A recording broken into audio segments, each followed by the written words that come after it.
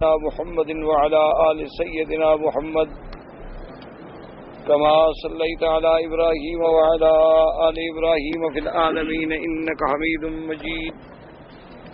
قال الله تبارك وتعالى في كلامه المجيد: أعوذ بالله من الشيطان الرجيم. بسم الله الرحمن الرحيم.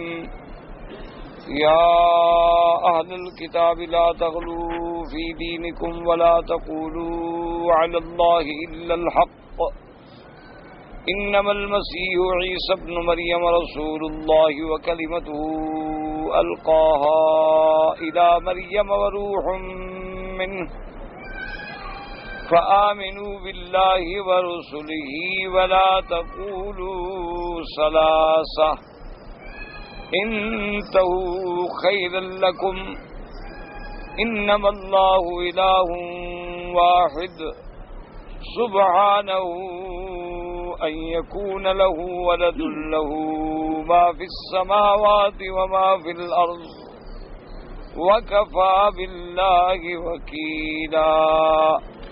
قال المؤلف والمفسر رحمه الله تعالى: أدام النفع بعلومه وعلومكم في الدارين آمين. إلى أن قال: وقال عبد الرزاق عن معمر عن قتادة وكلمته ألقاها إلى مريم وروح منه هو كقوله تبارك وتعالى كن فيكون. اب مفسر رحمۃ اللہ علیہ سورۃ النساء کی ان آیات کی تفسیر فرماتے ہیں کہ حضرت عبد الرزاق رحمۃ اللہ علیہ نے حضرت معمر سے انہوں نے قتادہ سے روایت کی ہے کہ وَكَلِمَتُهُ أَلْقَاهَا إِلَى مَرْيَمَ وَرُوحٌ مِّنْهُ سے کیا مراد ہے؟ انہوں نے فرمایا کہ اللہ تبارک و تعالیٰ کا وہ کلمہ یعنی کلمہ کن، انما امرہ اذا اراد شیئا ان یقول له کن فیکون. اللہ پاک جب کسی چیز کا ارادہ فرماتے ہیں تو حکم فرما دیتے ہیں، ہو جا بس ہو گیا. تو وہی کلمے سے مراد کہا گیا کلمتہ. وقال ابن ابی حاتم حدثنا احمد بن سنان الواسطی قال سمعت شاد بن یحییٰ یقول فی قول اللہ تعالی وکلمتہ القاها الى مریم وروح منہ قال لیس الکلمۃ صارت عیسیٰ ولكن بالكلمة صار عيسى. وهذا أحسن مما ادعاه ابن جرير في قوله ألقاها إلى مريم أعلمها بها. ابن ابی حاتم رحمۃ اللہ علیہ فرماتی ہیں کہ میں نے حدثنا احمد بن سنان الواسطی وہ فرماتی ہیں کہ میں نے شاذ ابن یحییٰ سے سنا کہ اللہ تبارک و تعالی نے فرمایا وَكَلِمَتُهُ أَلْقَاهَا إِلَى مَرْيَمَ وَرُوحٌ مِّنْهُ قَالَ لَيْسَ الْكَلِمَةُ صَارَتْ عِيسَىٰ وَلَكِنْ بِالْكَلِمَةِ صَارَ عِيسَىٰ علیہ السلام. انہوں نے فرمایا کہ یہ معنی نہیں ہے کہ کلمہ کو ڈالا گیا اور کلمہ عیسیٰ بن گیا. یہ معنی نہیں کہ کلمتہ القاہا کا معنی یہ ہو کہ کلمہ ڈالا وہ کلمہ پھر عیسیٰ بنا. نہیں، بالکلمۃ صار عیسیٰ، اللہ کے کلمہ کن سے حضرت عیسیٰ علیہ السلام کو پیدا کیا گیا. یعنی جو سلسلہ اللہ نے قائم فرمایا تھا ذریت آدم میں کہ ہر چیز کے لیے اللہ تبارک و تعالی نے جوڑے بنا دیے. ہر چیز کا جوڑا ہے، نر و مادہ ہے، ذکر و انثیٰ ہے، ہر چیز کے زوجین ہیں. اور اسی طرح اللہ نے نظام آدمیت جو پیدا فرمایا تو اس میں بھی اللہ کا یہ نظام ہے کہ مرد اور عورت کا دونوں پانی جب اکٹھے ہوتے ہیں تو اللہ کا حکم ہوتا ہے تو اس سے پھر وہ بچہ پیدا ہوتا ہے. لیکن عیسیٰ علیہ السلام میں اللہ کا حکم تو ہے لیکن وہ ان کے باپ کا چونکہ نطفہ نہیں ہے تو لہذا یعنی کلمہ سے عیسیٰ کو پیدا کیا گیا، یعنی اللہ کے حکم سے پیدا کیا گیا. یہ نہیں کہ کوئی کلمہ چیز تھی اسی کو ڈالا گیا اور اسی سے عیسیٰ علیہ السلام پیدا ہوئے. اس لیے مفسر فرماتے ہیں کہ وَهَذَا أَحْسَنَ مِمَّا ادَّعَاهُ ابن جریر، یعنی یہ قول جو ہے شاذ ابن یحییٰ کا یہ زیادہ بہتر ہے بنسبت اس قول کے جو ابن جریر مفسر رحمۃ اللہ علیہ نے اپنی تفسیر میں لیا ہے کہ القاها الى مریم وروح منہ، یعنی اعلمہا، انہوں نے ترجمہ کیا القا، القا کا معنی ڈالنا، تو انہوں نے کہا ڈالنے سے مراد یہ ہے کہ ان کو خبر دی گئی، ان کو علم دیا گیا کہ اللہ تبارک و تعالیٰ تمہیں بچہ عطا فرمائیں گے۔ مفسر فرماتے ہیں اس سے بھی یہ قول زیادہ راجح ہے کہ اللہ تبارک و تعالیٰ نے اپنے کلمہ کن سے عیسیٰ علیہ السلام کو پیدا فرمایا، تو اس لیے ان کا جہاں لفظ عیسیٰ ابن مریم ہے وہاں ان کا لقب کلمۃ اللہ ہے کہ وہ اللہ تبارک و تعالیٰ کے کلمہ کن سے بطور خاص پیدا فرمائے گئے۔ فرماتے ہیں کما زعموا فی قولی تعالی اذ قالت الملائکۃ یا مریم ان اللہ یبشرک بکلمۃ منہ ای یعلمک بکلمۃ منہ ویجعل ذلک قولی تعالی وما کنت ترجو ان یلقى الیک الکتاب الا رحمۃ من ربک بل اصعی انها الکلمۃ التي جاء بها جبریل الی مریم فنفخ فيها بإذن الله وكان عيسى علیہ السلام۔ اب مفسر ابن جریر فرماتی ہیں کہ جیسے اللہ نے فرمایا وَإِذْ قَالَتِ الْمَلَائِكَةُ يَا مریم، ملائکہ نے خطاب کیا کہ بی بی مریم ان اللہ یبشرک بکلمۃ منہ، انہوں نے وہاں بھی یہی ترجمہ کیا یعلمک بکلمۃ منہ، اللہ پاک تمہیں علم دیتی ہیں، خبر دیتی ہیں کہ تمہیں ہم ایک بچہ عطا فرمائیں گے۔ جیسے قرآن کہتا ہے وما کنت ترجو ان یلقى الیک الکتاب الا رحمۃ من ربک، آپ تو یہ امید بھی نہیں کرتے تھے کہ آپ پر کوئی کتاب اتاری جائے گی یا کتاب کا علم دیا جائے گا، یہ رب کی رحمت ہے کہ اللہ نے آپ کو اپنی رسالت کے لیے چن لیا۔ لیکن مفسر فرماتا ہے کہ صحیح بات یہ ہے کہ کلمے سے مراد یہ ہے کہ اللہ کا حکم لے کے جب جبریل علیہ السلام آئے اور اللہ کے حکم سے انہوں نے آ کے پھونک ماری تو اسی سے عیسیٰ علیہ السلام جو ہیں پیدا ہوئے۔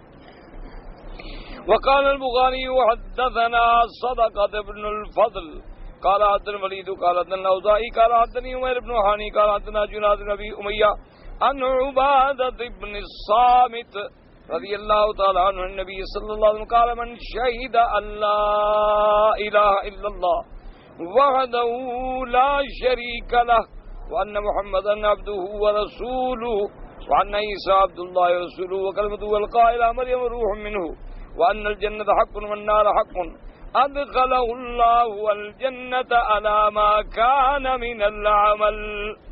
اب اس حدیث سے مبارک میں آتا ہے حضرت عبادۃ بن الصامت، یہ صحابی ہیں میرے مدنی پاک صلی اللہ علیہ وسلم رضی اللہ تعالیٰ عنہ، فرماتی ہیں کہ میں نے اپنے آقا سرکار دو عالم حضرت محمد رسول اللہ صلی اللہ علیہ وسلم آپ سے سنا کہ حضور نے فرمایا جو شخص یہ گواہی دیتا ہے کہ لا الہ الا اللہ، کوئی معبود برحق نہیں مگر اللہ، وحدہ لا شریک لہ، اللہ کی ذات ایک ہے، اس کا کوئی شریک نہیں، وَأَنَّ مُحَمَّدًا عَبْدُهُ وَرَسُولُهُ، اور محمد مصطفیٰ صلی اللہ علیہ وسلم اللہ کے عبد ہیں، اللہ کے بندے ہیں، اللہ کے رسول ہیں، وَأَنَّ عِيسَىٰ عَبْدُ اللَّهِ وَرَسُولُهُ، اور عیسیٰ علیہ السلام بھی اللہ کے بندے اور اللہ کے رسول ہیں، اور یہ وہ کلمہ ہے جو بی بی مریم کی طرف ڈالا گیا اور وہ روح ہے جو اللہ کے حکم سے پھونکی گئی۔ وَأَنَّ الْجَنَّةَ حَقٌّ، جنت حق ہے، وَالنَّارَ حَقٌّ، اور دوزخ بھی حق، أَدْخَلَهُ اللَّهُ الْجَنَّةَ عَلَىٰ مَا كَانَ مِنَ الْعَمَلِ، جس کا یہ عقیدہ ہو اللہ اس کو جنت میں داخل کریں گے چاہے اس کے عمل کیسے ہوں، کیونکہ قاعدہ ہے کہ جب موت ایمان پہ آئے گی، صحیح عقیدے پہ آئے گی تو وہ بندہ جنت میں ضرور جائے گا۔ اللہ تبارک و تعالیٰ کا یہ فیصلہ ہے، لیکن یہ ہے کہ اگر اس کے عمل بالکل اچھے ہیں تو وہ پہلے نمبر میں داخل ہوگا، پھر دوسرے میں، پھر تیسرے میں، اور اگر عمل بیڑے ہیں تو کبھی نہ کبھی لیکن جنت میں ضرور جائے گا، چاہے وہ اول وہلہ میں داخل نہ ہو، چاہے وہ دوسرے مرتبے میں نہ ہو، تیسرے میں نہ ہو، سب سے آخر میں ہو، یا چاہے ان لوگوں میں ہو جن کو عمل کی وجہ سے کوئی سزا ملے، لیکن اس کے باوجود بسبب اس کی موت علی الایمان کے اللہ اس کو جنت میں ضرور داخل فرما دیں۔ ہاں اگر خدا نہ کرے اس کا عقیدہ شرک پہ ہے، اس کی موت کفر پہ ہے، اس کی موت عبادت من دون اللہ پہ ہے، تو پھر اس کو کبھی بھی جنت نصیب نہیں ہوگی، بلکہ اللہ نے کافروں پہ جنت حرام کر دی۔ وقال الولید حدثني عبد الرحمن بن يزيد جاء بن عمير الجهاني ان جنادة ذات من ابواب الجنة الثمانية يدخل من ايها شاء. اور ایک دوسری روایت مبارک میں یہ زیادتی بھی ہے، حضور پاک نے فرمایا کہ جنت کے 8 دروازے ہیں، اللہ پاک اس کو حکم دیں گے جس دروازے سے چاہو داخل ہو جاؤ. یعنی جنت میں بھی اللہ نے کئی دروازے رکھے ہیں اور ہر دروازے میں کچھ خصوصیات. بعض دروازے ان لوگوں کے لیے ہیں جن کو روزے کی عبادت سے محبت ہے، یعنی جو لوگ روزے رمضان کے بھی رکھتے ہیں اور نفلی روزے بھی نہیں چھوڑتے. ہر اس یوم الاثنین، سوموار کو روزہ، جمعرات کو روزہ، ایام 20 جو ہیں، 13 کی رات، 14 کی رات، 15 یعنی یہ روشنی کے دن جو ہیں، چاند جس میں زیادہ روشن ہوتا ہے وہ 3 روزے. اور اسی طریقے سے یوم عاشورہ کے 9 اور 10 کا روزہ. اسی طریقے سے حضور صلی اللہ علیہ وسلم آپ شعبان میں زیادہ نفلی روزے رکھتے تھے. اور بعض لوگ جو ہیں وہ صوم داؤد بھی رکھتے ہیں کہ ایک دن روزہ، ایک دن افطار، ایک دن روزہ اور ایک دن افطار. ورنہ سب سے آسان عمل جو ہے نا روزے میں، یہ یاد رکھ لو کہ ایک تو رمضان کے روزے پابندی سے رکھیں. رمضان کے بعد عید گزار کے، چونکہ عید کے دن روزہ رکھنا ناجائز ہے، منع ہے، چونکہ عید جو ہے خوشی اور کھانے پینے کا دن ہوتا ہے.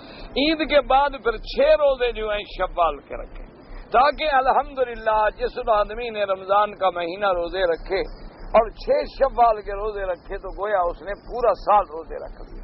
تو ان روزوں کا ذرا بہت خیال کیا کریں.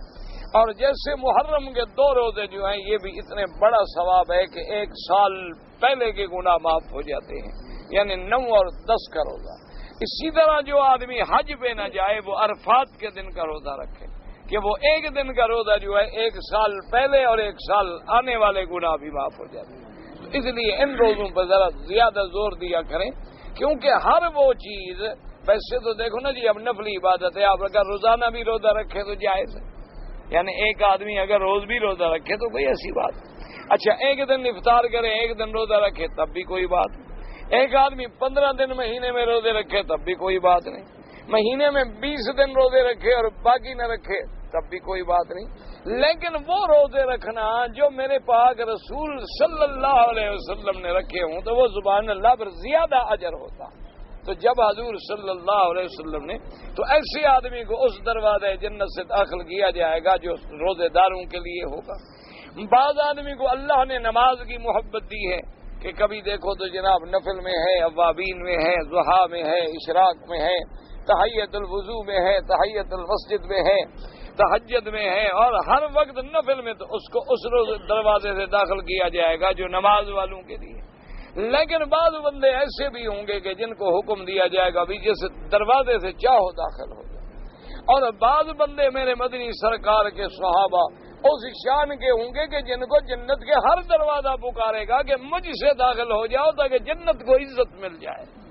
ایک تو یہ ہے نا کہ ہمیں جنت میں داخل ہونے کی عزت ملے، ایک وہ بھی لوگ ہیں کہ جن کو جنت کہے گی کہ تو مجھ سے داخل ہو جا تاکہ تیرے داخل ہونے سے مجھے عزت ملے. اللہ نے مومن کی اتنی شان رکھی ہے کہ جب بعض مومنین کو اللہ جہنم سے گزاریں گے تاکہ وہ دیکھ لیں کہ دشمنوں کو کیسے عذاب ہو رہا ہے. جہنم دیکھنا بھی تو ایک اللہ کا انعام ہے نا، دیکھو یہ تمہارے دشمن جل رہے ہیں. تو جب وہ جہنم سے گزریں گے تو حدیث مبارک میں آتا ہے کہ جہنم پکارے گی کہ جز جز یا مومن، اللہ کے بندے جلدی گزر جا، تیری وجہ سے میری آگ نہ بجھ جائے. اللہ تبارک و تعالیٰ نے مومنوں کو اتنا شان دیا ہے کہ جیسے اللہ نے ابراہیم علیہ السلام پر آگ کو گلزار کر دیا تھا تو اللہ تبارک و تعالیٰ مومنوں کو اتنا مرتبہ عطا فرمائیں گے.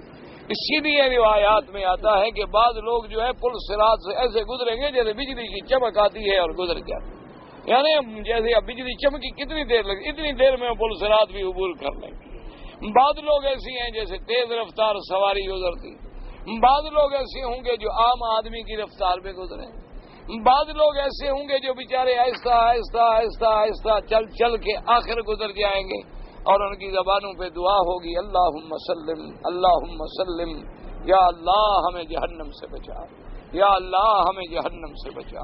اللہ تبارک و تعالی کلمہ ایمان کی برکت سے انہیں بھی پار اتار دے. تو اس لیے ہمیشہ کوشش کیا کریں کہ ہر وہ حکم اور ہر وہ عمل جو قرآن و سنت میں موجود ہے، حضور صلی اللہ علیہ وسلم کے عمل میں موجود ہے، صحابہ رضوان اللہ علیہم اجمعین کے عمل میں موجود ہے، اسی پر عمل کرنے کی کوشش کریں، اسی پہ چلنے کی کوشش کریں، اپنی طرف سے نئے نئے مسائل نہ پیدا کریں جس سے آدمی بجائے ہدایت کے پھر گمراہی میں پڑ جاتا ہے۔ اب اس کے بعد جناب فرماتے ہیں وَقَضَى رَوَاهُ مُسْلِمٌ عن داؤد بن رشید عن الولید بن جابر به وابن جراح اللوزائی به فقوله في الآية والذي روح منه کہ روح منه سے کیا مراد ہے؟ فرمایا وسخر لكم ما في السماوات وما في الارض جميعا منه، سب کچھ جو کچھ آسمانوں اور زمینوں کی طرف سے تمہارے لیے اللہ نے مسخر کیا، یہ بھی تو سارا اسی کی طرف سے ہے۔ تو منہ کا معنی یہ تھوڑا ہوتا ہے کہ اللہ کے جز ہے یا اللہ کے وجود کا حصہ ہے، مانا اللہ کے حکم سے اللہ تبارک و تعالی ای من خلقہ ومن عنده، یعنی جو کچھ ہے وہ اللہ تبارک و تعالی کی مخلوق ہے، اللہ کی طرف سے ہے، من تبعیض کے لیے نہیں کہ اللہ کا بعض ہے یا اللہ کا جز ہے یا اللہ کا ٹکڑا ہے، ولیست من للتبعیض کما تقولہ النصارى علیہم لعین اللہ المتتابعہ، من یہاں تبعیض کے لیے نہیں جیسے نصرانی کہتے ہیں ان پہ اللہ کی لعنت ہو، بل یہ ابتداء الغایت کما فی الآیت الاخری، بلکہ یہاں من جو ہے ابتداء غایت کے لیے ہے، جیسے کہتے ہیں کہ سرت من البصرۃ الی الکوفۃ یا اسری بعبدہ لیلا من المسجد الحرام الی المسجد الاقصی، تو من ابتدا کے لیے ہے، یہاں بھی من ابتدا کے لیے ہے، من تبعیض کے لیے نہیں، جیسے کہ نصرانیوں نے لوگوں کو گمراہ کیا کہ یہاں من تبعیض کے لیے ہے اور عیسیٰ اللہ کے وجود میں سے بعض ٹکڑا ہے۔ اس لیے مفسر فرماتے ہیں وقت قال مجاہد فی قولہ تعالی وروح منہ، انہوں نے کہا روح کا معنی ہے رسول، اے ورسول منہ، اللہ کی طرف سے وہ پیغمبر ہیں، وقالت غیرہ وحبتا منہ والأثر الأول وأنه مخلوق من روح مخلوقة وأضيفت الروح إلى الله عز وجل على وجه التشريف كما أضيفت الناقة والبيت إلى الله۔ اب مفسر رحمۃ اللہ علیہ فرماتے ہیں بلکہ راجح قول یہ ہے اور راجح بھی یہی ہے، اظہار بھی یہی ہے کہ منہ کا معنی من مخلوق ہی، اللہ کی مخلوقات میں سے ہیں، اللہ پاک نے جیسے اور چیزوں کو پیدا فرمایا ان میں بھی اللہ کے حکم سے روح ڈالی گئی، باقی آپ کی نسبت جو ہے روح اللہ کی طرف کر دی گئی، کیا وجہ تھا کہ آپ کی تشریف تکریم اور تعظیم ثابت ہو جائے، جیسے اللہ نے فرمایا حضرت صالح علیہ السلام کو جب اللہ نے انہیں معجزے میں اونٹنی عطا فرمائی کہ ایک پتھر سے اونٹنی زندہ نکل آئے، ان کی قوم نے مطالبہ کیا تھا حضرت صالح علیہ السلام سے کہ ہم آپ کو نبی تب مانیں گے، ہم آپ کو پیغمبر تب مانیں گے جب آپ ہمیں معجزہ دکھلائیں کہ یہ سامنے جو پہاڑ ہے نا اس کے اندر سے اونٹنی نکل آئے اور وہ اونٹنی بالکل یعنی تیار ہو، بس پیدا ہونے کے بعد اس کا بچہ پیدا ہو جائے اور دودھ کی نہریں چل جائیں۔ یہ چوری کھانے والے مجنون تھے نا، انہوں نے کہا جب تک دودھ نہیں پیئیں گے تو کلمہ کیسے پڑھیں گے، تو پہلے ہمیں دودھ ملنا چاہیے، تو ہمیں اور اونٹنی بھی ہمارے سامنے پیدا ہو، اور پھر اونٹنی سے پیدا نہ ہو بلکہ پتھر سے پیدا ہو، پہاڑ سے پیدا ہو۔ حضرت صالح علیہ السلام نے اللہ سے دعا کی، اللہ نے فرمایا کہ میرے پیغمبر میں اگر ایک جانور کو جانور سے پیدا کر سکتا ہوں تو پتھر سے بھی تو پیدا کر سکتا ہوں، میں تو ہر بات پہ قادر ہوں، لیکن اپنی قوم کو ایک بات سمجھا دیں کہ اگر اس معجزے کو دیکھنے کے بعد وہ ایمان نہ لے آئے اور پھر وہ ایمان پہ قائم نہ رہے تو پھر ان پر ایسا عذاب آئے گا کہ ان کو ہم مٹا ڈالیں گے، پھر ان کا وجود بھی دنیا میں باقی نہیں رہے۔ تو حضرت صالح علیہ السلام انہوں نے کہا نہیں جی بالکل ہم تو پکے لوگ ہیں، جب اپنی آنکھوں سے معجزہ دیکھ لیں گے پھر کیا بات ہے کہ ہم نہ مانیں، پھر تو ہم فوراً ایمان لے آئیں گے اور پکے مومن بن جائیں گے، لیکن بس شرط یہ ہے کہ ہمیں دودھ پلوائیں۔ تو اونٹنی ہمارے سامنے نکلے، حضرت صالح علیہ السلام نے دعا کی، اللہ تبارک و تعالیٰ کی شان سے اللہ نے پیغمبر کو معجزہ عطا فرمایا، جس پہاڑ کا انہوں نے کہا تھا اسی پہاڑ سے زندہ اونٹنی نکل آئی۔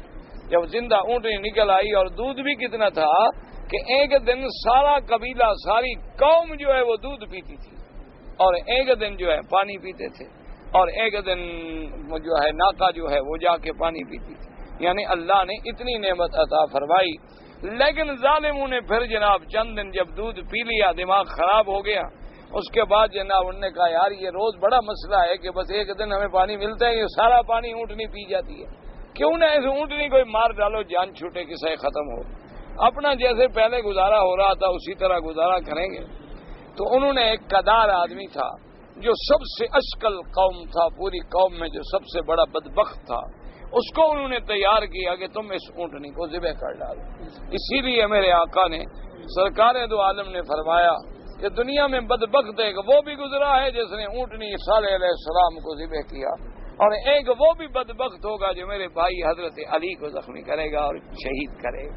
حضور صلی اللہ علیہ وسلم نے ان دونوں کو بدبخت کہا کہ ایسے بڑے بدبخت ہوں گے کہ جس کو حضرت علی رضی اللہ تعالی عنہ پر حملہ کرنے میں کوئی شرم نہیں آئی. اس قدار نے چھپ کے بیٹھ گیا، اونٹنی گزری تو اس کی کونچیں جو تھی نا وہ کاٹ ڈالی، تو اونٹنی بیچاری خون بہتا گیا اور اس کے بعد مر گئی، اور پھر اللہ کا عذاب آیا.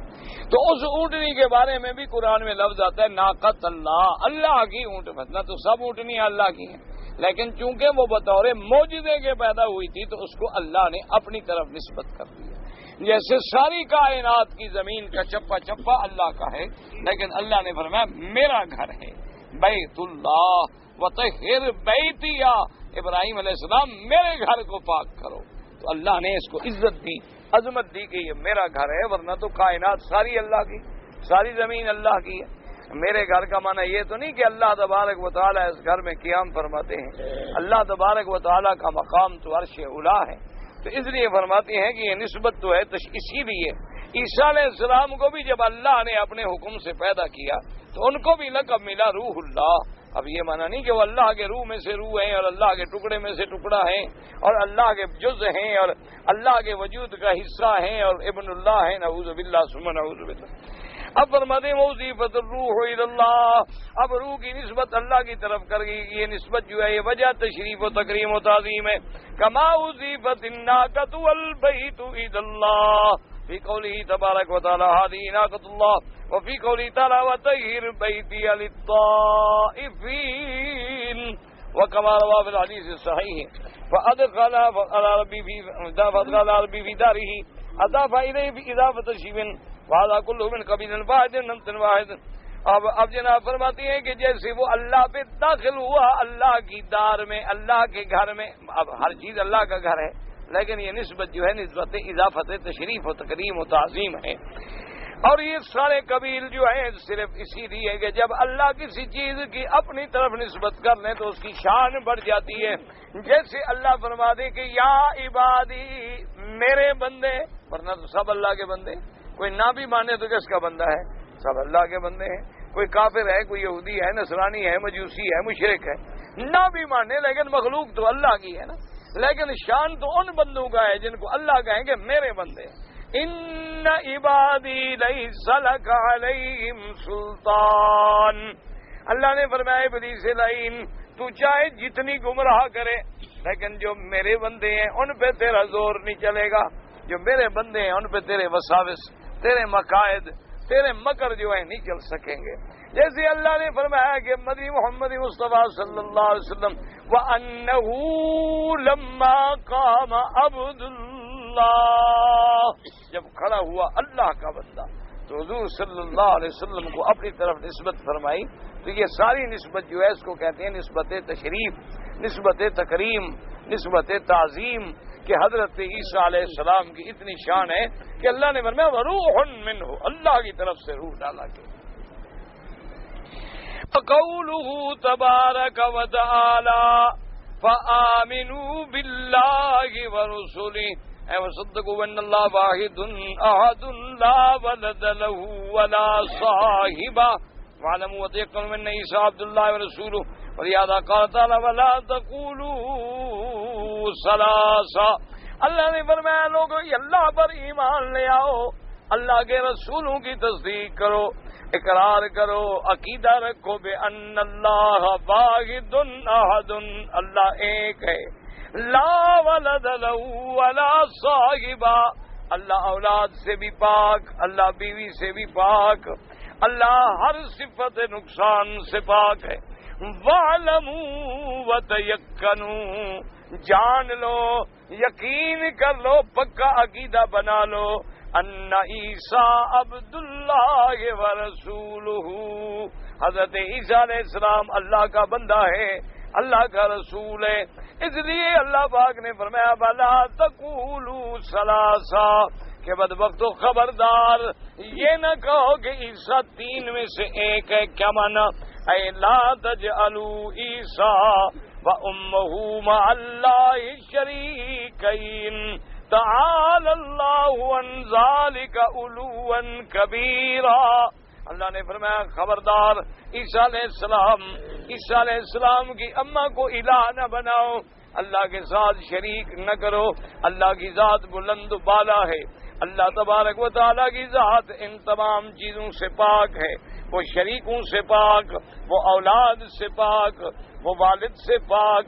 ساری کائنات جب نہیں تھی تو میرے اللہ کی ذات تھی، اور جب سارے فنا ہو جائیں گے تب بھی اسی کی ذات ہوگی۔ هو الاول والآخر والظاہر والباطن، سب سے پہلے بھی اللہ کی ذات، اور جب سارا عالم فنا ہوگا پھر بھی اللہ کی ذات۔ اور وہ الظاہر، بعض علماء نے فرمایا سب پہ غالب ہے، اور بعض نے فرمایا کہ ظاہر ایسا کہ جس چیز پہ بھی نظر ڈالو اس کی توحید کی گواہی دے رہی ہے۔ وہ الباطن، اور اس کو سمجھنا جو ہے وہ اتنا کنو ہے کہ اس کو پھر علم والے پہنچ سکتے ہیں اور سمجھ سکتے ہیں اس کے مقام کو۔ یعنی وہ اس ایسی ذات ہے کہ جس پہ کوئی نظر نہیں دوڑا سکتا، جس کی کوئی رویت نہیں کر سکتا، جس کی کوئی آنکھ ادراک نہیں کر سکتی، احاطہ نہیں کر سکتی۔ یعنی چھپا ہوا ایسا ہے کہ جس کو کوئی آنکھ نہ دیکھے، اور ظاہر ایسا ہے کہ جس چیز پہ نظر ڈالو اس کی توحید نظر آئے۔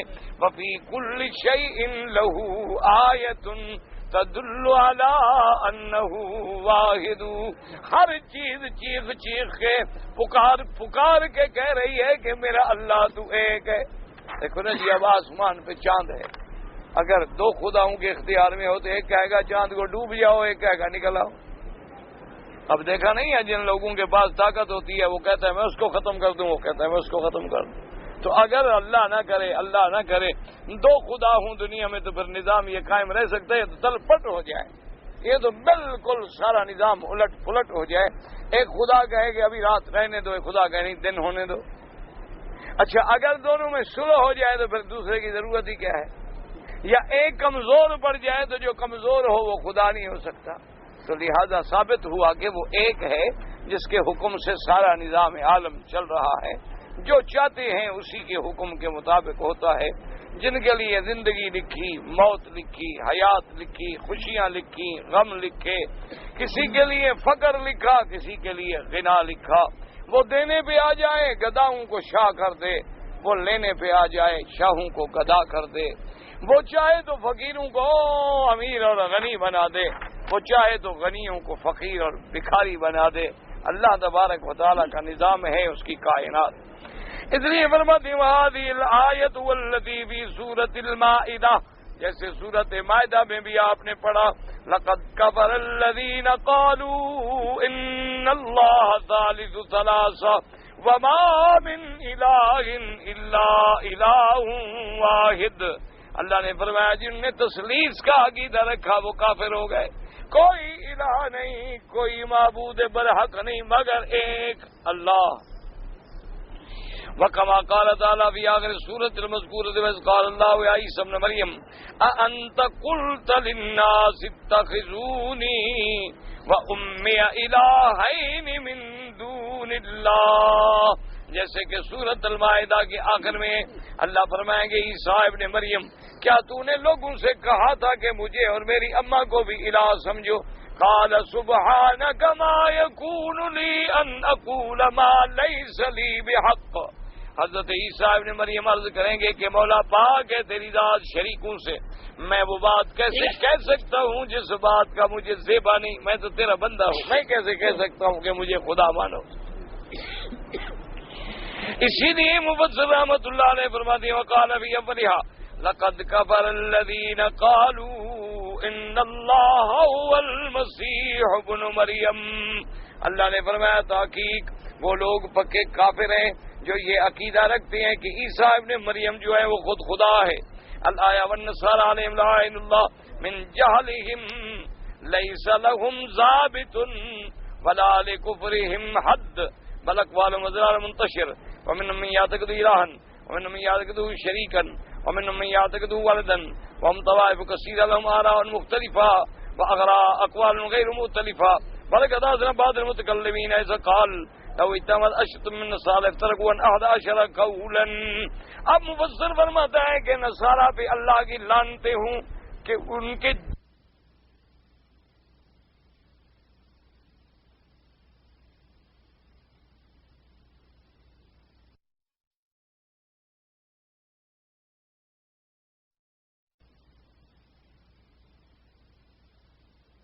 حد نہیں، بلکہ ان کے اقوال، بلکہ ان کا ضلال جو ہے وہ بھی پھیلا ہوا ہے، کوئی پتہ نہیں کہ کیا عقیدہ ہے ان کا۔ بعض تو کہتے ہیں کہ عیسیٰ خود خدا ہے، بعض کہتے ہیں خدا ہے لیکن صرف اکیلا نہیں بلکہ ایک خدا اور ہے، یہ شریک ہے اس کا، اور بعض کہتے ہیں نا خدا تو نہیں لیکن خدا کا بیٹا ہے، اور بعض کچھ کہتی ہیں جتنے لوگ ہیں اتنی آراء مختلفہ ہیں، اور ان کے اقوال بھی ایسے ہیں جو آپس میں بھی جمع نہیں ہو سکتے، کیونکہ بعض کہتے ہیں خدا ہے، بعض کہتے ہیں شریک ہے، بعض کہتے ہیں اللہ کا بیٹا ہے، بعض کہتے ہیں کہ نہیں آپ اور بی بی مریم اور خدا ان تین میں کوئی خدا ہے۔ تو ان کے اقوال اتنے ہیں، مفسر فرماتا ہے کہ ان کو اکٹھا کرو تو اکٹھے ہی نہیں ہو سکتے۔ اسی لیے انہوں نے کہا کہ بعض متکلمین نے یہ بھی کہا کہ 10 نصرانیوں کو اکٹھا کرو نا جی، 10 ان کے بٹھا دو، ان کو کہو کہ ایک مسئلے پہ فیصلہ کریں، آدمی 10 ہوں گے لیکن قول 11 ہوں گے، یعنی وہ اتنے منتشر ہو جائیں گے، ورنہ ہر آدمی کا ایک قول ہوتا ہے لیکن وہ ایسے ہیں کہ 10 کے بجائے 11 ہوں۔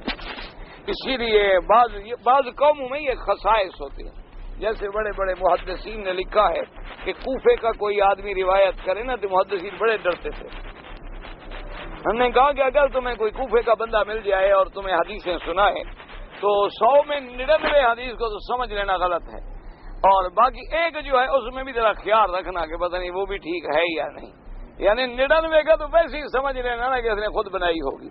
تو بعض قومیں جو ہیں وہ ایسی ہوتی ہیں، اللہ تبارک و تعالی معاف فرمائے، اور دعا کریں اللہ ہم مسلمانوں کو ہدایت دے، اللہ ہر کلمے پڑھنے والے کو ہدایت دے، وہ مشرق میں ہے، مغرب میں ہے، شمال میں ہے، جنوب میں ہے، ہمارا بھائی ہے، اللہ تبارک و تعالی سب کو صحیح عقیدہ نصیب فرمائے۔ کتنے لوگ ہیں اللہ معاف کرے جن کے اب بھی عقیدے عجیب ہیں، یعنی آپ حیران ہو جائیں گے، یعنی مسلمانوں کے عقیدوں کو دیکھیں نا جی تو آپ کا دماغ ہل جائے گا۔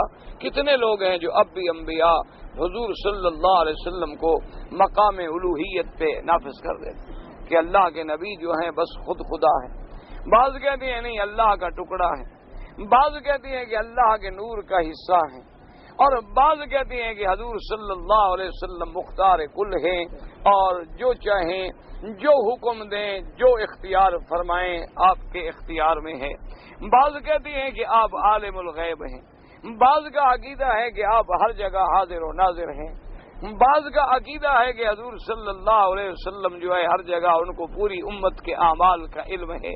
یعنی جتنے لوگ ہیں اللہ پاک رحمت فرمائے، یعنی شرک کے ایسے ایسے راستے نکالے ہیں کہ حقیقت ہے کہ اگر پہلے زمانے کے کافروں کو اللہ زندہ کرے نا تو وہ ہمارے لوگوں کا حال دیکھیں تو وہ تو کان پکڑ کے بھاگ جائیں، وہ کہیں یہ کوئی اور قوم ہے، یہ ہماری سمجھ میں نہیں۔ ایسے ایسے نکالے ہیں کہ دیکھو جی کہیں جناب فوٹو بنا ہوا ہے اور ایک بزرگ بیٹھے ہوئے ہیں، ان کے کپڑے بھی یہاں تک ہیں، آگے کوے بیٹھے ہوئے ہیں، کہتے ہیں یہ کوے والی سرکار ہے۔ یہ کون ہے جی؟ اگر یہ بلیوں والی سرکار ہے، ان نے بلیاں پالی ہوئی ہیں اور بلیوں کو گوشت ڈال رہے ہیں اور بلیاں کھا رہی ہیں جی، بس یہ بلیوں والی سرکار۔ اور یہ جناب یہ کووں والی سرکار ہے۔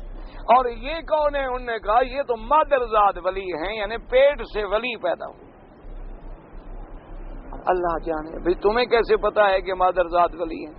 اللہ کے بندے، اللہ پاک ولایت جو ہے وہ تو کسب سے حاصل ہوتی ہے، ولایت کو عطیہ تو نہیں ہوتی، وہ تو نبوت واہبی چیز ہے، اللہ جس کو چاہے عطا فرمائے، نبوت محنت سے نہیں ملتی، باقی تو تمام درجے آدمی کو محنت سے ملتے ہیں۔ کہ آدمی دنیا میں آتا ہے، پھر سنت پہ چلتا ہے، پھر محنت کرتا ہے، حتی تقرب الی اللہ تبارک و تعالی، اللہ کے قریب ہوتے ہوتے ہوتے مقام ولایت پہ پہنچتا ہے، لیکن ہم جناب بنا دیں۔ اچھا، بعض کے بارے میں کہتے ہیں جناب یہ جو ہیں یہ تو جی اقطاب کتب ہیں، اور یہ جناب کہ یہ ابدال ہیں۔ اچھا، یہ کون ہے کہ جی یہ مجذوب ہے، اور یہ کون ہے کہ جی یہ کلندر ہے، اور دنیا میں 1.5 کلندر پیدا ہوا ہے، کہتے ہیں 2 ہی نہیں ہو سکے، ایک پورا تھا ایک آدھا تھا۔ یہ مسلمانوں کے عقیدے ہیں، ہنسنے کی بات ہے، عقیدہ ہے مسلمانوں کا۔ نہ ایمان سے کہو، ابو جہل جو اٹھ کے کھڑا ہو جائے اس کو کہو 1.5 کلندر ہے، وہ کہے یار یہ تو ہمیں بھی پتہ نہیں۔ ابو جہل کو بھی اگر اللہ زندہ کر دیں، اس سے پوچھیں آپ کے کلندر 1.5 ہے کہ 2.5 ہے، وہ کہے گا مجھے بھی نہیں پتا۔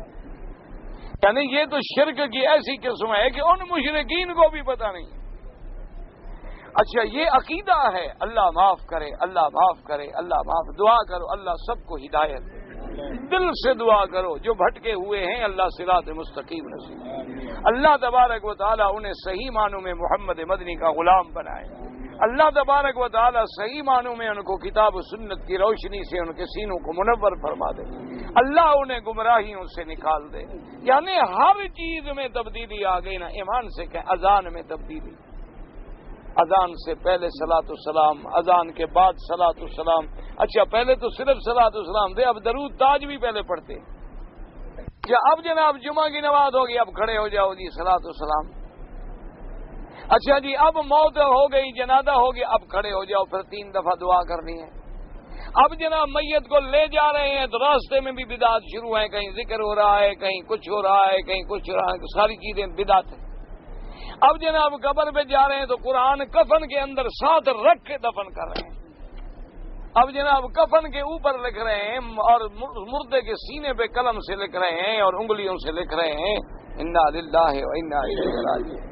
یہ کوئی دین ہے؟ ایمان سے کہو یہ دین ہے، مذہب ہے یا نمونہ ہے، تماشا ہے، جو مرضی ہے بنا لو۔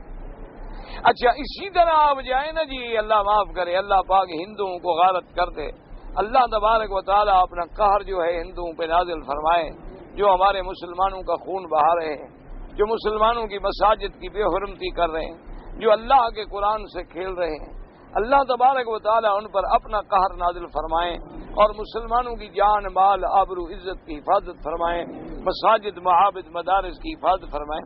آپ جائیں نا جی ان کے ملک میں تو عجیب ہوتا ہے، آپ نے چونکہ ہمارے مقدر میں تو سفر ہوتے ہیں نا جی، سفر کرنا ہوتا ہے 200 400 500 600 میل گاڑیوں کا موٹروں کا، تو راستے میں جاؤ تو ہر آدھے میل کے بعد آپ کو ایک خدا ملے گا، ان کا اکیلا جنگل میں کھڑا ہے، ایک دیوتا کھڑا ہے بس جناب، اور کہیں پھر آدھے میل کے بعد ایک اور دیوتا آ جائے گا، پھر آدھے میل کے بعد ایک اور دیوتا آ جائے گا، کسی پہ پھول پڑے ہیں، کسی پہ رنگ پڑا ہے، کسی پہ کچھ پڑا ہے، کسی پہ کچھ پڑا ہے۔ اسی طرح جناب آپ اپنے دیہاتوں میں چلے جائیں، ہر 50 میل کے پہلے آپ کو ایک روضہ ملے گا، ایک قبر ملے گی، ایک جھنڈا ملے گا، ایک چندے والا ملے گا، ایک پانی رکھ کے بیٹھا ہوگا، ایک جناب بھنگ بنا رہا ہوگا۔ یہ سب پہنچے ہوئے کہتے ہیں جی فقیر ہیں ماشاءاللہ، اللہ کو پہنچے ہوئے، یعنی جب آدمی بے عقل ہو جاتا ہے تو اللہ کو پہنچ جاتا ہے۔ انا للہ و انا الیہ راجعون۔ اللہ تبارک و تعالی نے فرمایا کہ عاقل کون ہے؟ قرآن و سنت پہ عمل کرنے والے۔ عاقل کون ہے؟ جن کو اللہ نے قرآن و سنت کا علم عطا فرمایا۔ لا یعقلون جو ہے وہ تو کافروں کی صفت آئی، لیکن ان لوگوں کا عجیب سی بات، وہ ہمارے ایک مولوی صاحب تھے، فوت ہو گئے، وہ تھے بریلوی مسلک کے، بڑے مزاحی طبیعت میں مزاح تھی، تو ہمارے علاقے کے قریب کے تھے، فوت ہو گئے، مجھے بہرحال پتہ ہے شاید فوت ہی ہو گئے۔ تو وہ کہتے ہیں کہ ایک دفعہ میں تقریر کر کے واپس آ رہا تھا، اس زمانے میں گھوڑیوں کا رواج تھا، کاریں شاریں تھوڑی ہوتی تھیں، گھوڑیاں سائیکل گھوڑی چلی۔ یہ تو اب جناب دور آ گیا نا، مولوی کہتا ہے ہوائی جہاز کی ٹکٹ ہو، آگے کار کھڑی ہو۔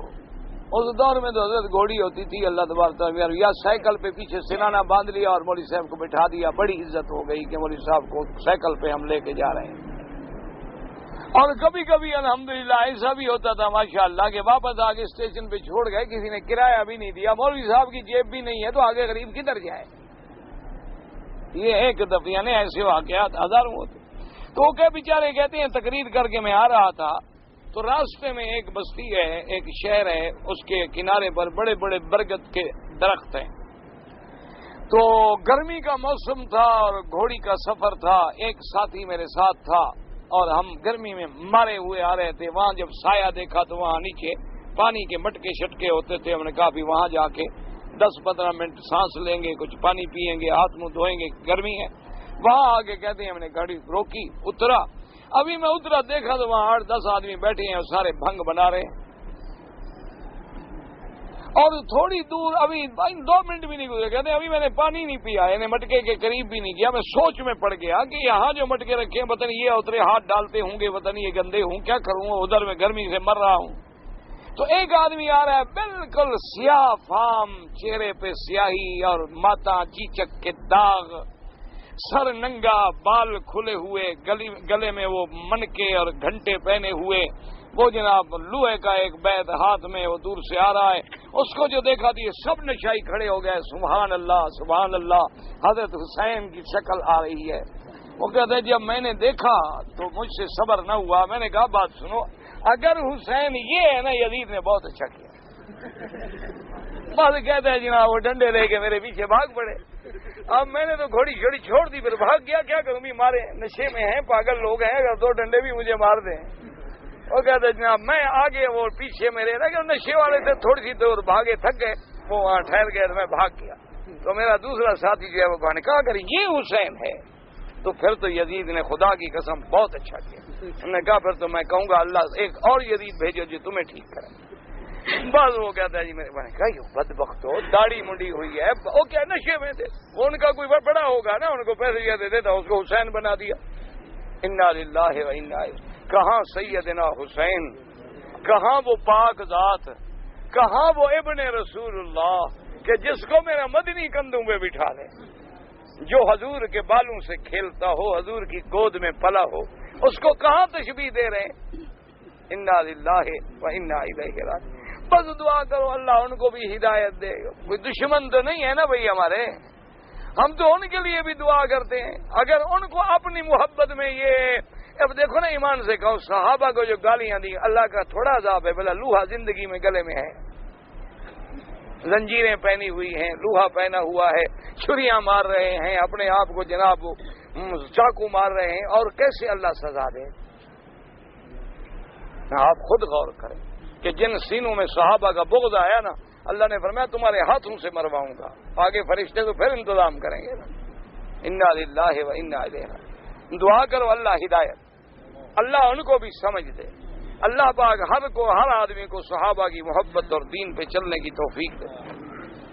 اس لیے مفسر فرماتا ہے کہ علماء نے لکھا ہے کہ 10 نصرانیوں کو اکٹھا کرو نا تو 10 قول نہیں بنیں گے بلکہ 11 قول بنیں گے, یعنی اتنے ان کے اقوال منتشر ہیں. فقط ذکر بعض علماء من الشاعرين دو سعيد بن البتي بترك اسكندريه في حدود سنة 400 هجرية النبي أن اجتمعوا المجمع الكبير الذي يقضوا فيه الأمانة الكبيرة التي لهم وإنما هي الخيانة الحقيرة الصغيرة, وذلك في أيام قسطنطين باني المدينة المشهورة, وأنهم اختلفوا عليه اختلافا لا ينضبط ينصر, وكانوا أزيد من 2000 أسقفا, وكانوا أحزابا كثيرة كل 50 منهم على مقالة, و20 على مقاتل, 100 على مقالة, 70 على مقاتل, وزير من ذلك وانقص. ولما رأى منهم إصابة قد زادوا على 318 نفر, وتوافقوا على مقالة فأخذها الملك ونصرها وأيدها, وكان فيلسوفا داهيا وحكمادا من الأقوال وانتظم الدست. أولئك 318 وبنيت لهم الكنائس وزورهم كتبا وقوانين, وحدثوا فيه الأمانة الذي يلقونها البلدان الصغار يعتقدوا ويعمدون عليها, وأتباع هؤلاء هم الملكانية. اب جناب مفسر کہتا ہے کہ یہ 400 ہجری میں اکٹھے ہوئے تھے, امانہ کبیرہ کے نام سے انہوں نے جو رکھا ہے نا کہ وہ خیانت تھی. جب قسطنطین جس نے قسطنیہ بنایا تھا وہ بادشاہ تھا, تو یہ اکٹھے ہوئے, ساری دنیا میں جتنے نصرانی تھے نا سب ان کے بڑے بڑے پادری, بڑے بڑے راہبان سب اکٹھے ہوئے, اور جب یہ آ گئے تو سب نے اتنی اختلافات کی ہے کہ کوئی کچھ کہے, کوئی کچھ کہے, کوئی کچھ کہے, کوئی کچھ کہے, یعنی کسی ایک قول پر بھی 50 آدمی اکٹھے نہ ہوں. آخر کرتے کرتے کرتے کرتے پھر ایک کتاب انہوں نے بنائی جس پہ 313 پادری اکٹھے ہوئے. جب بادشاہ نے دیکھا کہ باقی تو کسی بات پر کوئی 50 بھی اکٹھے نہیں ہوتے, یہ کم از کم 313, انہوں نے کہا بابا یہی دین ہے, جو یہ 313 کہتے ہیں نا, بس یہی کتاب یہی دین ہے, بس اسی کو دین بنا لو.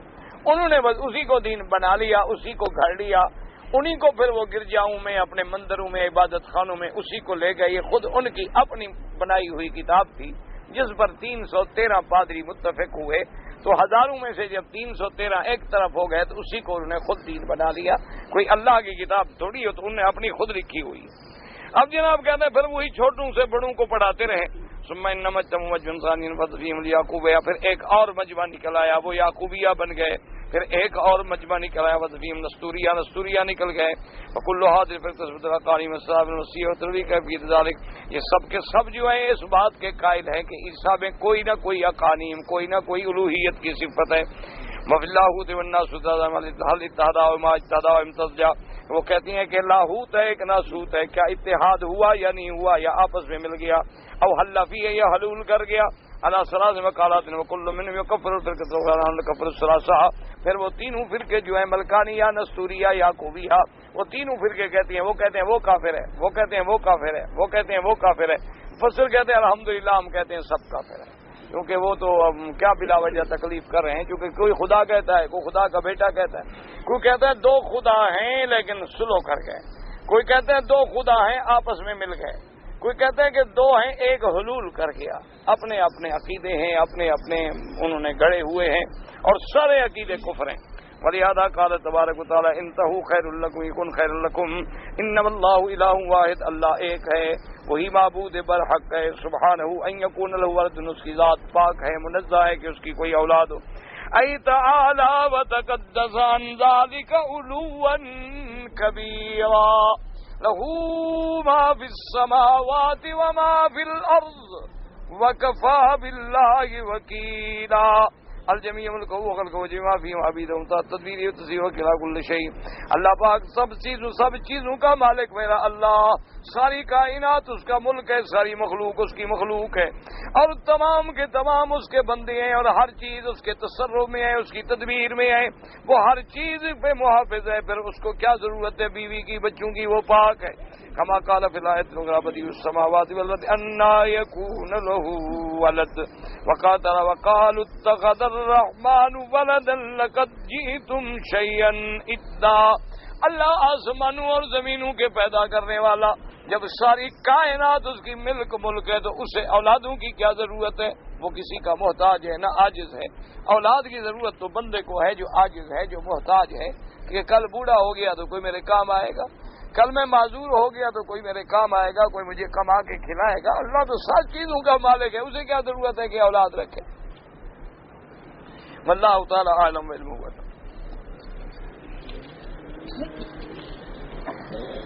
داڑھی میں جو ہے نا جی، اس کا جو لوگ اوپر سے خط بناتے ہیں علماء نے اجازت دی ہے، لیکن بعض علماء ظاہر حدیث پہ عمل کرتے ہیں کہ بس یہاں سے یہ سب داڑھی ہے، وہ کہتے ہیں بس چھیڑو ہی نہیں۔ بہرحال وہ ظاہر حدیث پہ عمل کرتے ہیں، اللہ انہیں بھی جزائے خیر عطا فرمائے، لیکن اگر کوئی خط بناتا ہے وہ کہتے ہیں لحیہ اس کا نام ہے، یہ جو ہڈی پر ہے یہ لحیہ، اگر اوپر خط بنا دے تو کوئی حرج نہیں۔ عمرہ کرنے کے بعد جو ہے 2 رکعت نفل نہیں ہوتی، جب احرام باندھے تو 2 رکعت پڑھیں، طواف کے بعد 2 رکعت، صفا مروہ دوڑنے کے بعد 2 رکعت مستحب ہے، اس کا کوئی پڑھنا ضروری نہیں۔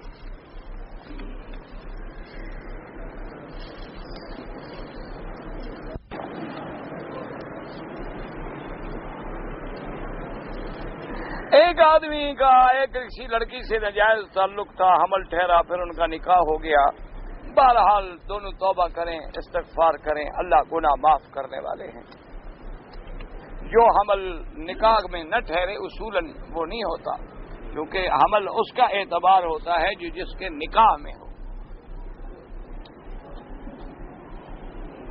مجھے نہیں پتا آپ نے کیا پوچھا ہے، حضرت ابو بکر، حضرت عمر کتنے تھے پتہ نہیں، کیا نہیں، سیرت النبی کھول کے دیکھ لیں۔ حضرت آمنہ کی قبر کہاں ہے؟ کہتے ہیں مکہ اور مدینہ کے راستے میں ہے، اللہ اعلم۔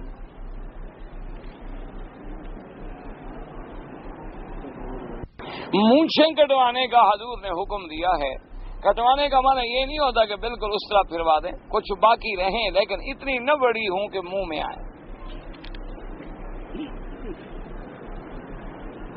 عورت کا نماز جنازہ پڑھنا، یعنی عورت اگر جنازہ پڑھے بالکل جائز ہے، نمازی کے آگے بالکل نہ گزریں، اگر مجبور ہیں تو سجدے کی جگہ سے دور گزریں۔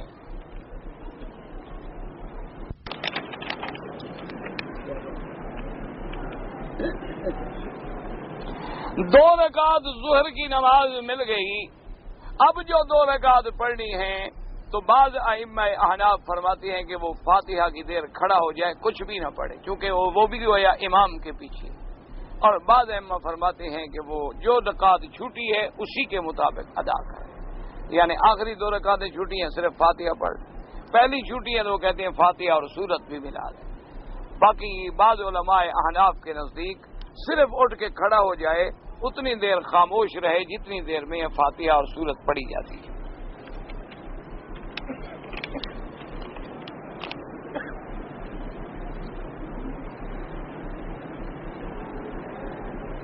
اگر کوئی آدمی لڑکے کی بیوی اپنی ساس کو یعنی شوہر کی والدہ کو اماں کہے، ٹھیک، کوئی بات نہیں، وہ تو احترام ہے، وہ ماں تھوڑی بن جائے گی، احتراماً ماں ہے۔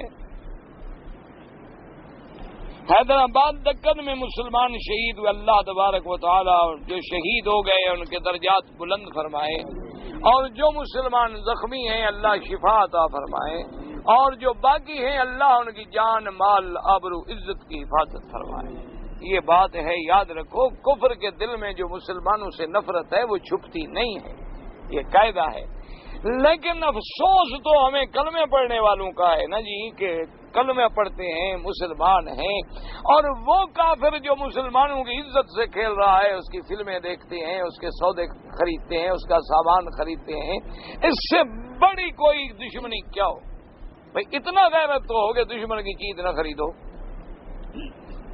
ہم اور کچھ نہیں کر سکتے، اتنا تو کر سکتے ہیں نا۔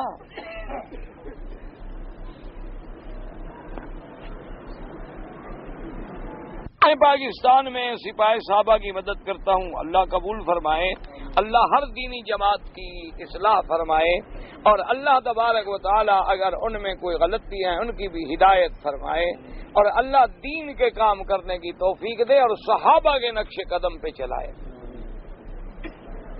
میں آپ کے درس میں بیٹھنا چاہتا ہوں، بیٹھ کے پڑھتے رہیں، ہمارا کوئی فیس تھوڑی ہوتی ہے، کوئی داخلہ تھوڑا، جنہیں پڑھنا ہے اللہ کے لیے پڑھے، جنہیں نہیں پڑھنا چلا گیا، جنہیں پڑھنا ہے آ گیا۔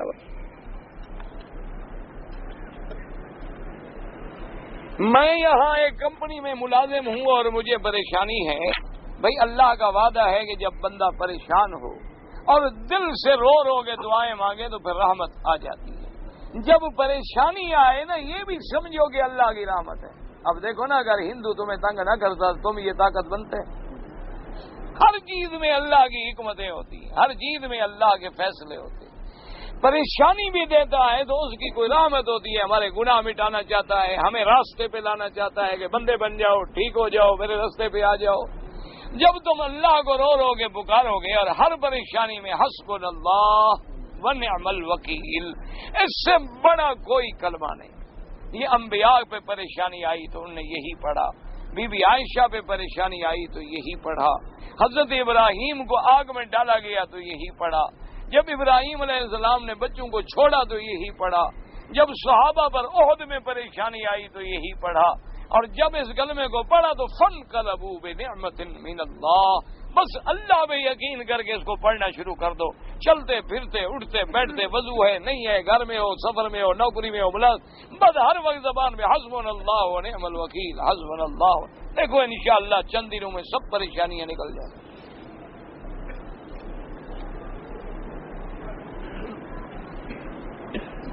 شیطان تمہیں غالب کر کے گمراہی میں نہ ڈال دے۔ لا یستہوینکم الشیطان۔ ہمارے علاقے میں بینک میں کوئی کسی غریب مسکین کو زکوٰۃ نہیں ملتی، میں نے اپنے پیسے قریبی جیب میں جمع کرائے ہیں تو میں نے اپنا نام شیعہ میں درج کرایا کہ زکوٰۃ نہ کاٹی جائے۔ ماشاءاللہ، یعنی سب سے پہلے تو تم نے مذہب بدلا، یہ گناہ ہے۔ دوسرا، بینک میں داخل کرایا تاکہ وہاں سے پیسے سود کے لے کے لوگوں کو دوں گا، یہ اور حرام ہے۔ حرام سے کوئی ثواب نہیں ہوتا۔ ہنڈی کا کام کرنا جو ہے، آج کل مسلمان فیصلہ کر لیں کہ بالکل ہنڈی کے ذریعے پیسہ نہیں بھیجنا، کیونکہ ملک کو ایک ایک پیسے کی ضرورت ہے۔ اب تو ہر بندے کو غیرت کرنی چاہیے، ہر بندہ کم از کم ایک دن کی 1 ڈبی سگریٹ چھوڑ دو نا، خدا کی قسم ہاتھ نہیں پھیلانے پڑیں گے۔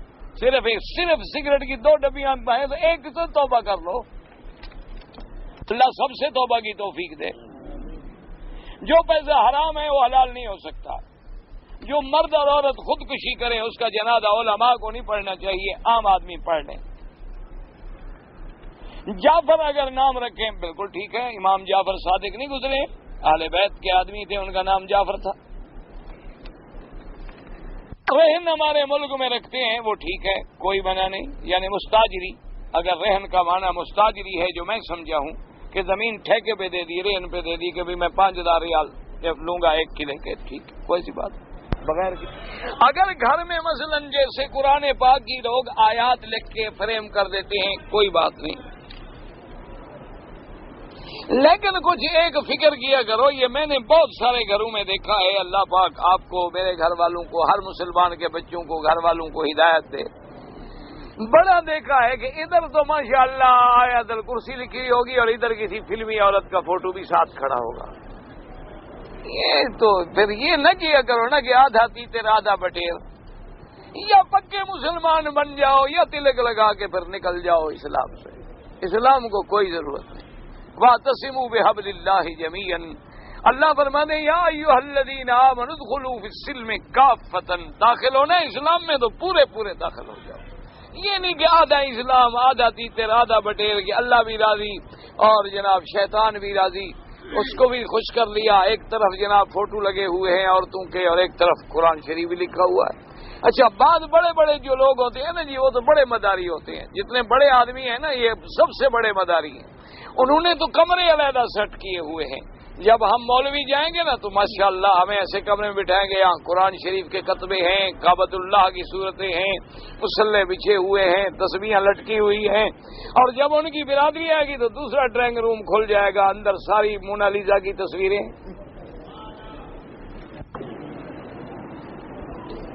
اگر طواف کے بعد کوئی آدمی حتیم میں داخل ہو کر سینہ لگا کے دعا مانگے، کسی حدیث میں ثابت نہیں۔ حدیث مبارک میں صرف مقام ملتزم کا ذکر ہے۔ اگر ہم حرم میں داخل ہوں اور اوقات ایسے ہیں جیسے عصر کے بعد، تو آپ طواف کر لیں۔ حنفی مسلک میں نماز جو ہے نہ پڑھیں، وہ مغرب کے بعد پڑھیں۔ باقی ائمہ کے نزدیک مسجد الحرام میں ہر وقت آپ 2 رکعت پڑھ سکتے ہیں۔ میری ماں نے میری بیٹی کو دودھ پلایا، میری بیوی نے میرے چھوٹے بھائی کو دودھ پلایا، تو اس سے میرے نکاح میں تو کوئی، تیرے نکاح میں تو کوئی فرق نہیں ہے۔ تیرے نکاح میں کیوں فرق ہے؟ اللہ کے بندے، اچھا تمہاری بیٹی کو تمہاری ماں نے دودھ پلایا ہے نا، کیا ہے تو تیرا نکاح کیوں خراب ہو گیا؟ اچھا تیری بیوی کو چھوٹے بھائی کو، تیری بیوی نے چھوٹے بھائی کو دودھ پلایا، وہ اس کی ماں بن گئی، لیکن تیرے نکاح میں تو کچھ نہیں ہوتا۔ دودھ پیے چھوٹا بھائی اور ماں تیری بن جائے، کوئی عقل کرو نا۔ اللہ پاک نے عقل استعمال کرنے کے لیے دیا ہے، بعد کے رکھنے کے لیے نہیں دیا۔ جو دودھ پیے گا اس کی ماں بنے گی، سمجھو مسئلہ۔ تیرے چھوٹے بھائی نے دودھ پیا، اس کی تو وہ ماں بن گئی، لیکن تیری ماں کیوں بن جائے؟ دودھ تو چھوٹا بھائی پیے اور اسے اثر تمہیں ہو جائے۔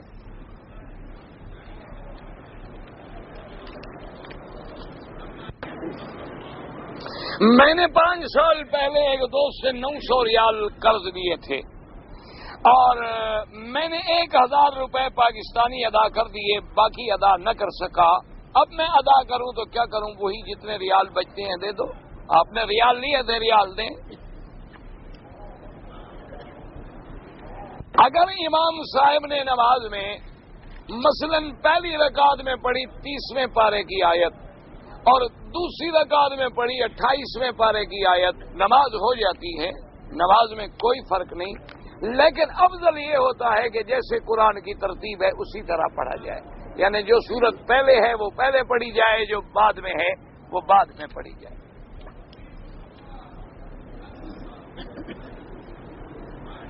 طواف کے دوران جو ہے رکن یمانی پہ ہر دفعہ ہاتھ لگائیں، ہر چکر میں موقع ملے تو ہر چکر میں ہاتھ لگاؤ. سبحان اللہ.